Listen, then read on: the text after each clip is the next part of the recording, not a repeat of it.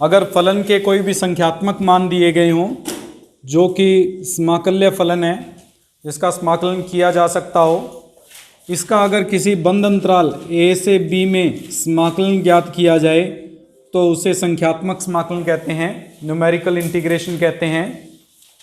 इसके अंदर हम लगभग समदूरस्थ कोटियों के लिए ही इस टॉपिक को करेंगे। तो जो भी हमारे पास समदूरस्थ कोटियाँ होंगी उन्हीं के लिए हम समाकलन का उपयोग करेंगे। इन समदूरस्थ कोटियों के लिए जो सामान्य क्षेत्रकलन का सूत्र है उसके बारे में हमें पढ़ना है। क्षेत्रकलन पढ़ा हुआ है थोड़ा बहुत। किसी भी वक्र के अंदर आने वाले a से b तक के क्षेत्रफल को क्षेत्रकलन कहते हैं। यहाँ एक निश्चित समाकल के मध्य हमें क्षेत्रफल ज्ञात करना है जिसे I से व्यक्त करेंगे, जो a से b तक f ऑफ x dx से, या हम ये कह सकते हैं कि a से b तक yx dx को व्यक्त करता है। इसमें हम ये भी मान के चलते थे कि जो b माइनस ए अपॉन एच का जो मान होता है वो n को व्यक्त करता है, या NH बराबर b माइनस ए होता है। ये b माइनस ए और NH आया कैसे?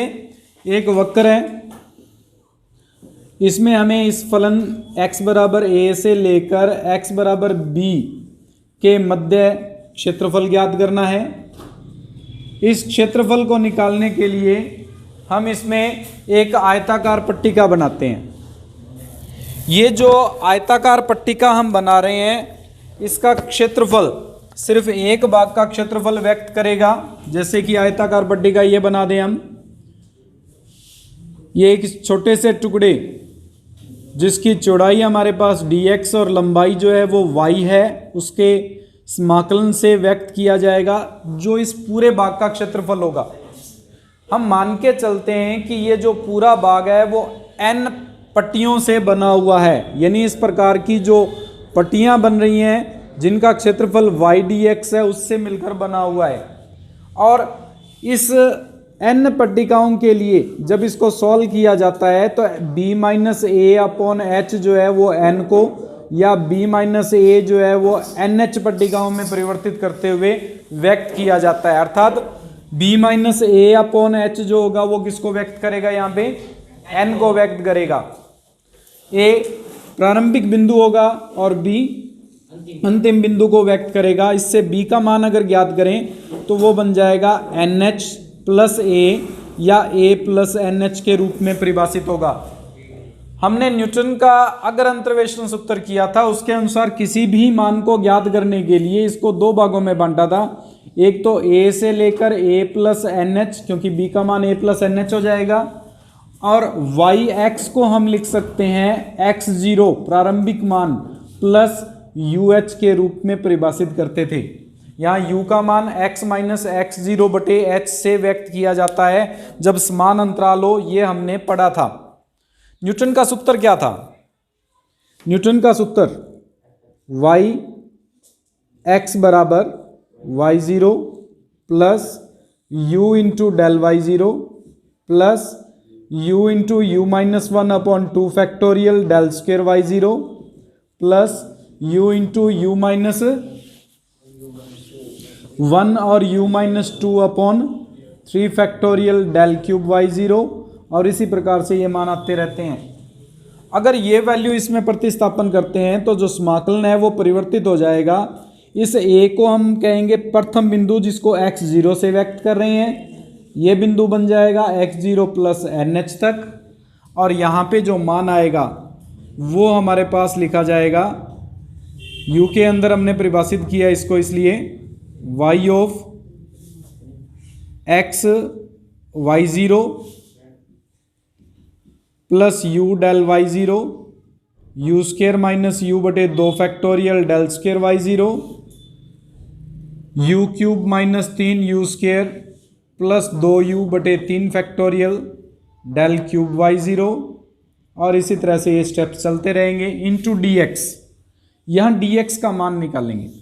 क्योंकि ये सारे मान जो हमने परिभाषित किए हैं वो सभी u में है और हम जो समाकलन कर रहे हैं वो x के सापेक्ष समाकलन कर रहे हैं।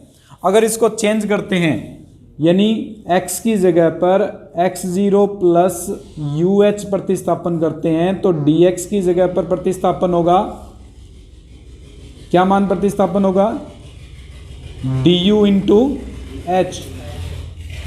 लिमिट भी चेंज हो जाएगी इसकी, x की जगह जब x0 रखेंगे तो u का जो मान आएगा वो 0 आ जाएगा और x की जगह पर जब x0 प्लस NH रखेंगे तो u का मान जो आएगा वो n के बराबर होगा। यहाँ मान आ जाएगा y0 u del y0 u square minus u upon 2 factorial del square y0 u cube minus 3u square plus 2u बटे 3 फैक्टोरियल डेल क्यूब y0 और इसी तरह से ये स्टेप चलते रहेंगे। यहाँ मान आ जाएगा du इंटू एच। ये h कांस्टेंट है, बाहर आ जाएगा समाकलन से और बाकी का अगर समाकलन करते हैं तो i का मान जो है वो कुछ इस रूप में परिभाषित हो जाएगा u into y0 u square बटे 2 डेल y0। u की जगह हमारे पास बाद में n प्रतिस्थापन करना है, लिमिट प्रतिस्थापन करनी है। अगर लिमिट पुट करेंगे तो ये वैल्यू जो है वो n के रूप में डायरेक्ट लिख देता हूँ। इसका समाकलन u cube minus n cube upon 3 minus n square बटे 2 इंटू डेल स्क्र y0 बटे 2 फैक्टोरियल। ये हो जाएगा u की पावर 4 बटे 4 माइनस 3 u क्यूब बटे 3 प्लस 2u स्क्र बटे 2 और इसके साथ आ जाएगा डेल की पावर 3 y0 बटे 3 फैक्टोरियल। इसे क्षेत्रकलन का सामान्य सूत्र कहते हैं।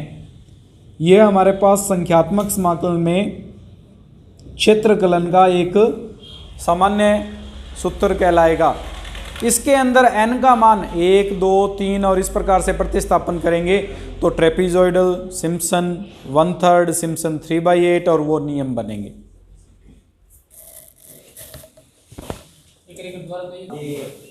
इस सूत्र के अंदर अगर हम n बराबर 1 रखते हैं तो ये हमारे पास,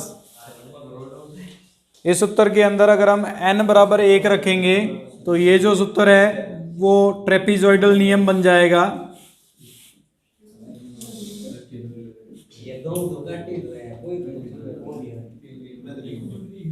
n बराबर 2 रखेंगे तो ये सिम्पसन नियम बन जाएगा, सिम्पसन 1/3 नियम।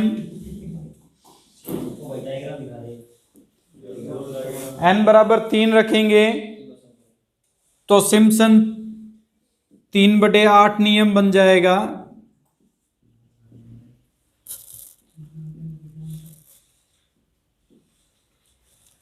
n बराबर 6 रखेंगे तो वेडल नियम बनेगा।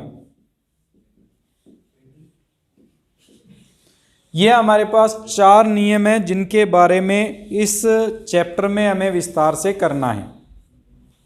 ये सभी जो सूत्र बनेंगे ट्रेपेजॉइडल नियम का बने, चाहे सिम्पसन का नियम बने, 1/3, 3/8 वेडल नियम, ये इसी सूत्र से प्रतिस्थापन किए जाएंगे या इस सूत्र से ज्ञात किए जाएंगे। ये जो सूत्र हमने लिखा हुआ है सामान्य सूत्र, वो हमारे पास x0 से x0 प्लस NH तक yx dx का सूत्र है। जब हम n की जगह पर 1 रखेंगे, सबसे पहले मैं ट्रेपीजॉइडल नियम करवा रहा हूं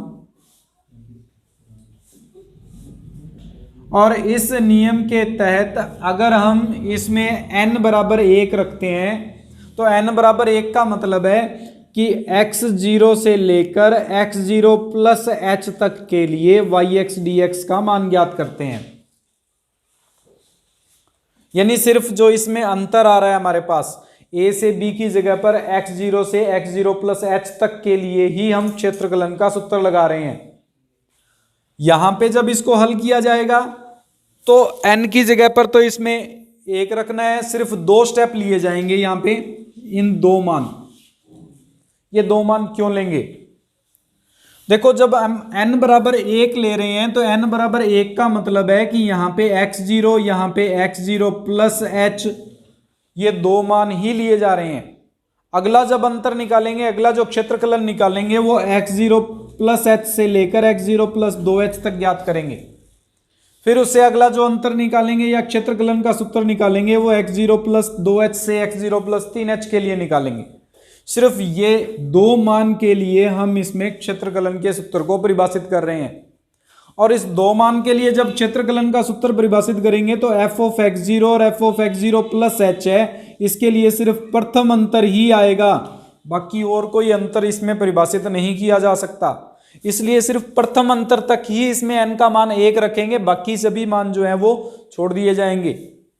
अब जब हमने x0 से x0 प्लस h तक का समाकलन करना है तो ये बन जाएगा आपके पास h into y0 plus 1/2 del y0।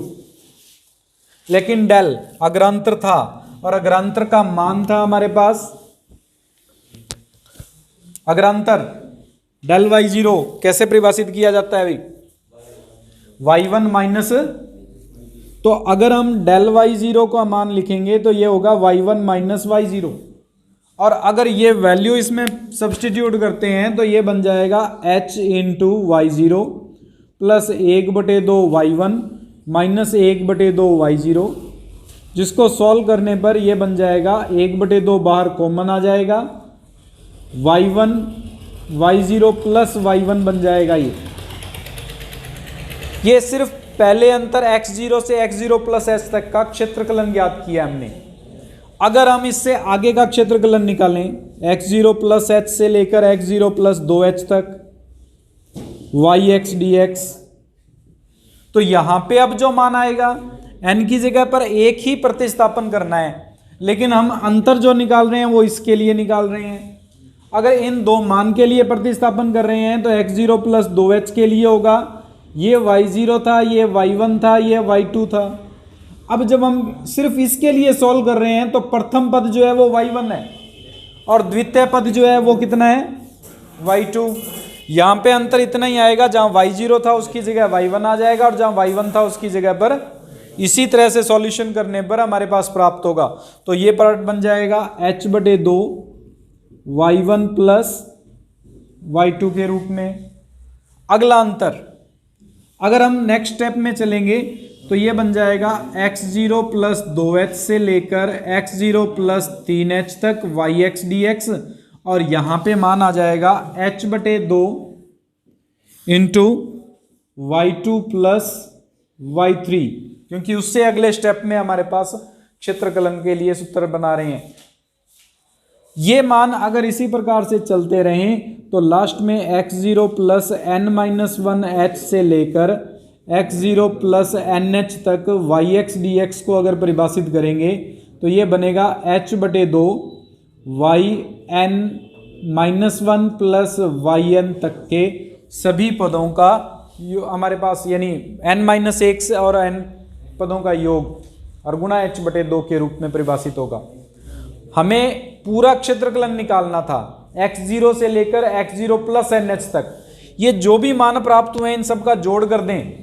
अगर इन सब का जोड़ करेंगे यानी x0 से लेकर x0 प्लस nh तक का जोड़ कर दें हम yx dx, हमने नियम पढ़ा हुआ है, इस दोनों पदों को जोड़ेंगे तो x0 से x0 प्लस 2h आ जाएगा, इसको जोड़ेंगे तो x0 प्लस 3h तक चला जाएगा, लास्ट पद तक जोड़ेंगे तो x0 प्लस nh तक परिभाषित हो जाएगा yx dx, और इसमें h/2 सभी में कॉमन आ रहा है।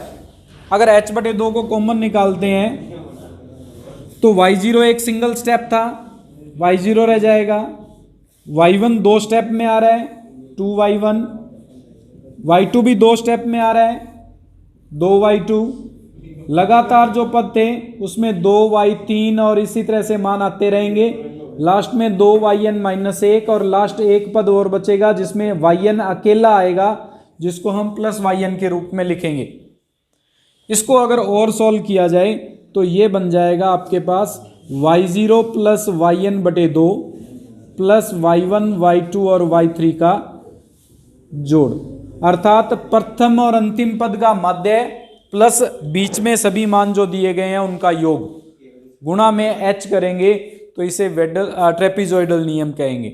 यहाँ पे हमें डेल की सारणी नहीं बनानी कहीं पे भी, मान दिए हुए होंगे, उन सूत्र के अंदर प्रथम पद और अंतिम पद का योग करके माध्य निकाल देंगे और बीच में जितने भी स्टेप्स होंगे उन सब का जोड़ कर देंगे, तो वो क्षेत्रकलन या आई के मान को व्यक्त करेगा। इतना ही समाकलन हमें निकालना होगा।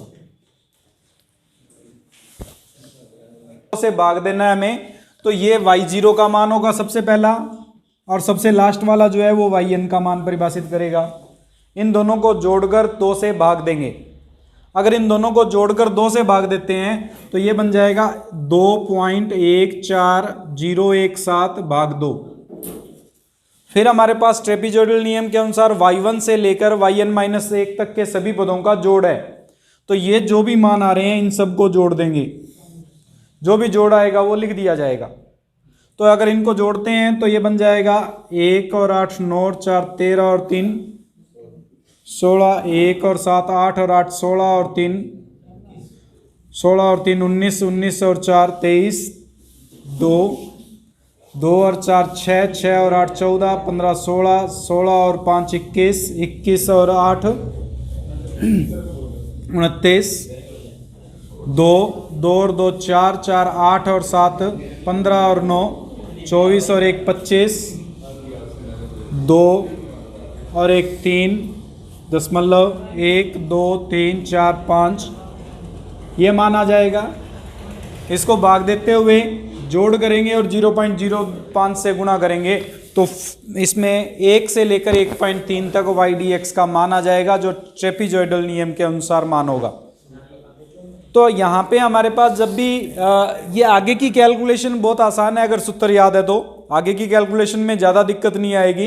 ये सारणी अगर बनी हुई है तो कोई प्रॉब्लम नहीं है, सारणी नहीं बनी है तो बनानी पड़ेगी। बनाने के लिए लॉग टेबल का उपयोग होगा, क्योंकि e की पावर x लॉग साइन, ये जो त्रिकोणमिति है या लॉगरिथमिक बनाएंगे उनमें हम वो लॉग टेबल का ही उपयोग करके मान निकाल सकते हैं, डायरेक्ट नहीं ज्ञात कर पाएंगे।